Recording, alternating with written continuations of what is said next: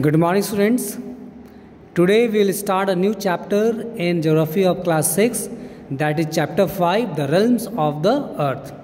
Students, ये chapter बहुत important है आपके लिए बिकॉज इसमें हम अर्थ के उन स्फीयर्स के उन रेल्म्स के बारे में बात करेंगे जिसकी वजह से अर्थ पे लाइफ पॉसिबल है. आप जानते हो our earth is a unique planet because it is the only planet where we have a life, where we have plant and animals life on it.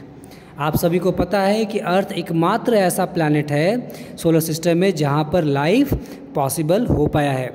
आपके दिमाग में ये बात आती होगी कि आखिर ऐसा क्या है अर्थ पर जिसकी वजह से यहाँ पर ही सिर्फ लाइफ अवेलेबल है. Plants can grow, we are living here, we are growing crops here, we are making buildings here, यहाँ पे हम रहते हैं. सो यहाँ पर कुछ ऐसे स्फीयर्स हैं, अर्थ कैसे रिल्म्स है, अर्थ के ऐसे कंपोनेंट्स हैं जो हमारे लाइफ को बहुत हद तक अफेक्ट करते हैं, जिनकी वजह से ही हम यहाँ पर अच्छे से रह पाते हैं. तो आज हम उन सारे फीचर्स के बारे में, उन सारे रिल्म्स के बारे में हम आज जानकारी लेंगे.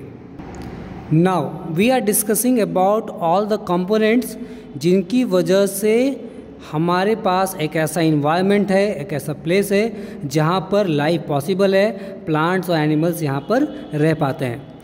जब साइंटिस्ट इसके बारे में डिस्क्राइब करते हैं, जब पढ़ाई करते हैं, तो उन्होंने इनको एक टर्म दिया जिसका नाम दिया सिस्टम, या इनको स्फीयर्स भी बोलते हैं. अब इसमें जो सबसे इम्पॉर्टेंट कंपोनेंट्स है वो land, water and air. We know that हमें अपने लाइफ को, यहाँ पर लाइफ एग्जिस्ट होने के लिए जो सबसे इम्पॉर्टेंट चीज़ है वो क्या है? ज़मीन, land, and after that water. हमने बचपन से पढ़ा है वाटर इज़ लाइफ. हम घर कहाँ बनाते हैं? लैंड पे बनाते हैं. एग्रीकल्चर कहाँ करते हैं? लैंड पे करते हैं. और सबसे इम्पॉर्टेंट, अगर हम ऑक्सीजन नहीं लेंगे, एयर नहीं होगा, तो क्या हम रह पाएंगे? No. So they are 3 main components जो आपको पता होना चाहिए: air, land and water. So इन तीनों कंपोनेंट्स को लेकर जो रिल्म्स साइंटिस्ट ने डिस्क्राइब किया है उसको कहा है lithosphere, hydrosphere and atmosphere.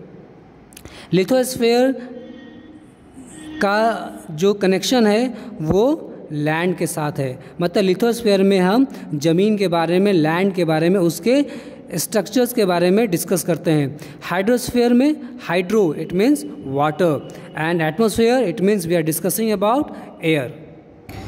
In this picture you can see that यहाँ पर 3 सर्कल मैंने बनाए हैं जिसमें मैंने नंबरिंग की है 1, 2 एंड 3.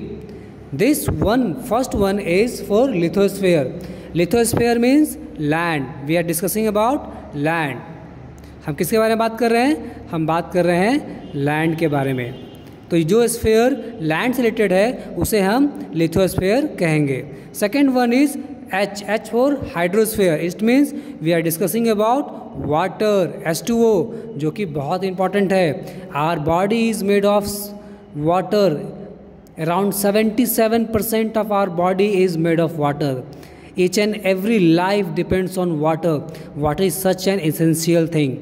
और अब पता है लैंड नहीं होगा तो हम एग्रीकल्चर नहीं कर सकते हैं, रह नहीं सकते हैं, घर नहीं बना सकते, हमें बहुत सारी चीज़ें नहीं मिलेंगी. और इसके बाद जो बहुत इंपॉर्टेंट चीज़ है वो है the third sphere, that is air. आपको पता है we can not survive for even 2 minutes. अब अगर हमें ऑक्सीजन ना मिले तो इवन हम 2 मिनट के लिए भी सर्वाइव नहीं कर पाएंगे. इसका मतलब ये तीनों जो स्फीयर्स हैं 1, 2 and 3, land, water and air, these 3 are very very important. अब ये जो स्फीयर्स है जहाँ पर ये तीनों मीट करते हैं, you can see that this part is a narrow zone. ये बहुत छोटा एरिया है जहाँ पर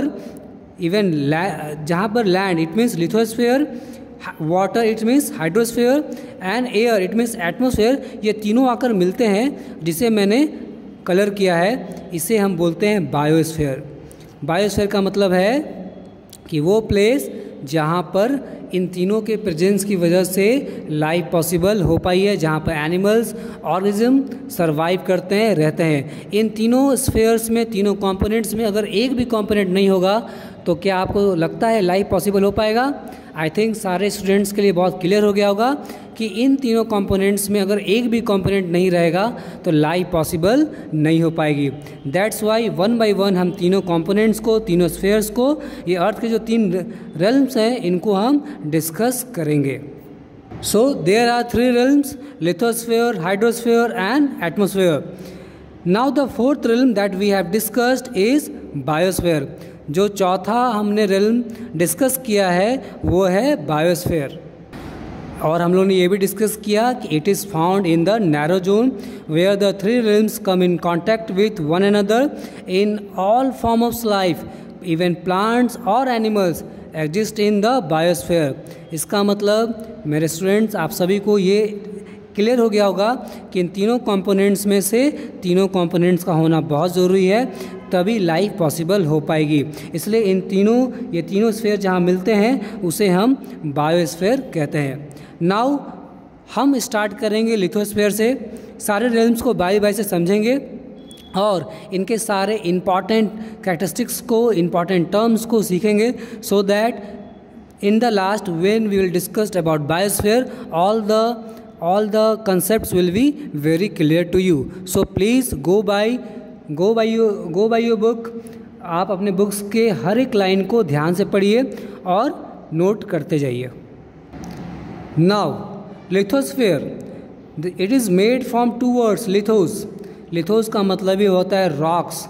मैंने पहले ही बताया है कि लिथोस्फीयर में हम लैंड के बारे में डिस्कस करेंगे और हमें पता है जो अपर पार्ट ऑफ द अर्थ है जिसे हम क्रस्ट बोलते हैं वो रॉक्स के टूटने की वजह से, उनके डिसइंटीग्रेट होने की वजह से ही उनका फॉर्मेशन हुआ है। इसलिए लिथोस का मतलब होता है rocks and the word lithosphere means the surface of the earth which is made up of land, rock and soil is form due to the disintegration of this rocks.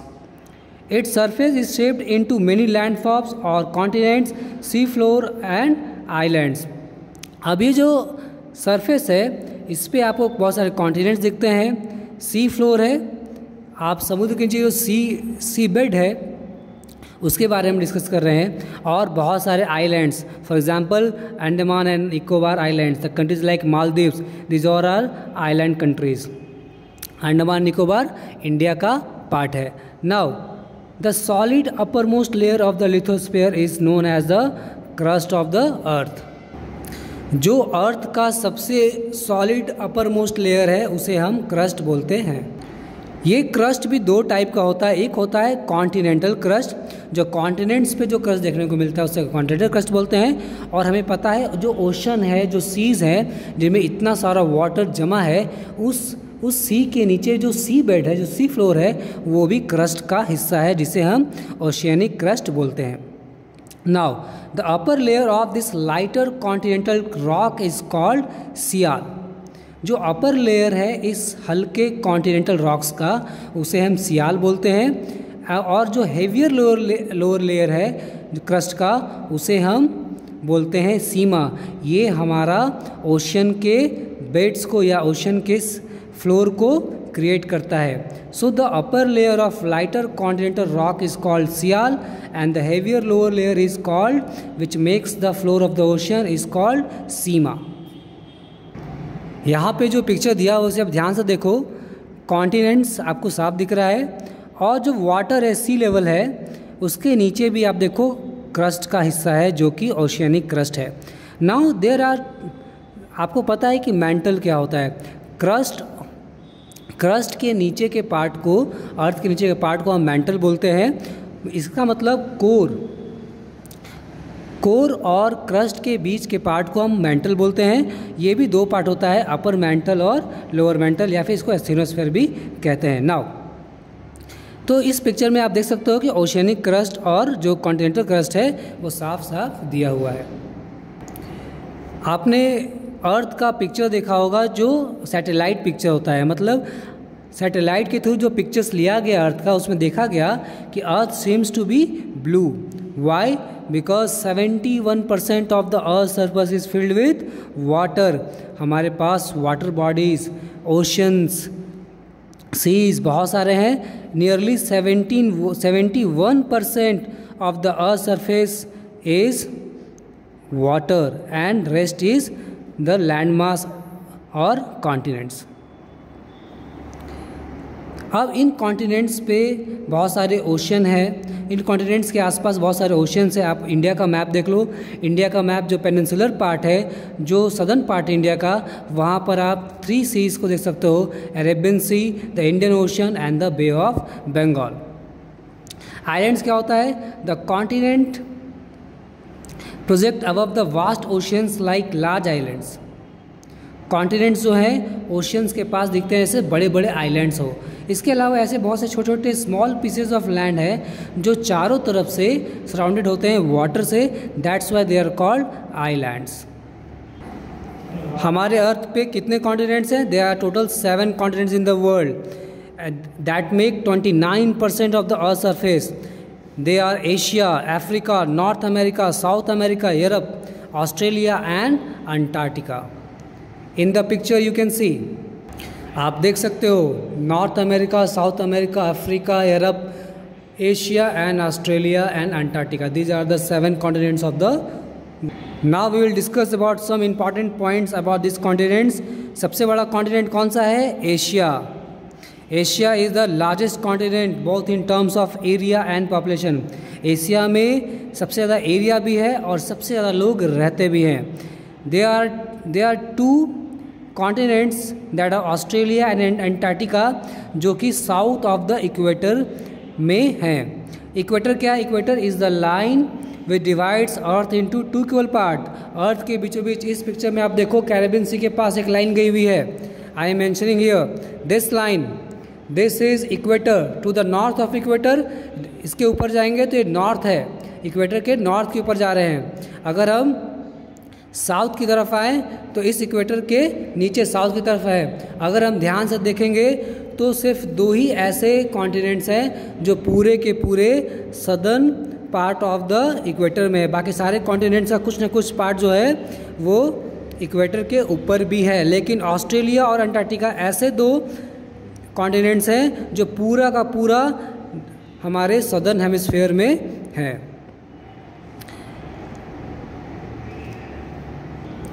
आप देखो साउथ अमेरिका कुछ हिस्सा equator के पास भी है. This is Europe, this is Asia and most of the countries are lying to the north of the equator. But Antarctica and Australia, this is Australia, this is Antarctica. You can see this is equator. Equator के south में बिल्कुल है और equator के north की ओर जो हिस्सा है अर्थ का, इसे हम नॉर्दर्न हेमिस्फीयर बोलते हैं. क्या बोलते हैं? Northern hemisphere. To the south of equator जो हिस्सा है अर्थ का, उसे हम सदर्न हेमिस्फीयर बोलते हैं. और इक्वेटर वो लाइन है जो अर्थ को 2 इक्वल पार्ट्स में डिवाइड करती है. बट स्टूडेंट्स, आपको ये भी जानना है कि these lines are not actual. ये लाइन जो है इमेजिनरी लाइन्स हैं. ये अर्थ को अच्छे से पढ़ाई करने के लिए, ताकि स्टूडेंट साइंटिस्ट अच्छे से अर्थ को समझ सके, उसके फीचर्स को, उसके कॉन्टिनेंट्स को अच्छे से समझ सके, इसके लिए इन लाइन्स को ड्रॉ किया गया है. हम आगे के चैप्टर्स में, फर्दर क्लासेस में और भी इन इमेजिनरी लाइन्स के बारे में पढ़ेंगे. सो अर्थ इक्वेटर वो लाइन है that divides earth into 2 equal parts. To the north of equator we have northern hemisphere and to the south of equator we have southern hemisphere. So Australia and Antarctica ही 2 ऐसे continent है जो southern hemisphere में है. बाकी सारे continents कहीं ना कहीं पे northern hemisphere या फिर इक्वेटर के पास में है या इक्वेटर उनसे गुजरती है. आप पिक्चर में देखोगे कि एशिया और यूरोप काफ़ी एक दूसरे से जुड़े हुए हैं. तो आखिर इनको अलग कैसे किया जाएगा? तो they are separated from Europe and Asia by the Ural mountains. एक रिवर है इसका नाम यूरल रिवर और कैस्पियन सी. ये सारे जो 3 चीज़ें दिख रही है, कैस्पियन सी और यूरल रेंजेस, ये एशिया को यूरोप से अलग करते हैं. और कभी कभी एशिया और यूरोप को एक साथ यूरेशिया भी कहा जाता है. उनको कभी कभी यूरेशिया का भी टर्म दिया गया है. So students, it is your homework that you have to note down about all the continents, their names, the important mountain ranges. In next video, we will discuss about some important topics about Africa, North America, South America, Australia. Caribbean Islands, Caribbean Sea and Antarctica. Thank you.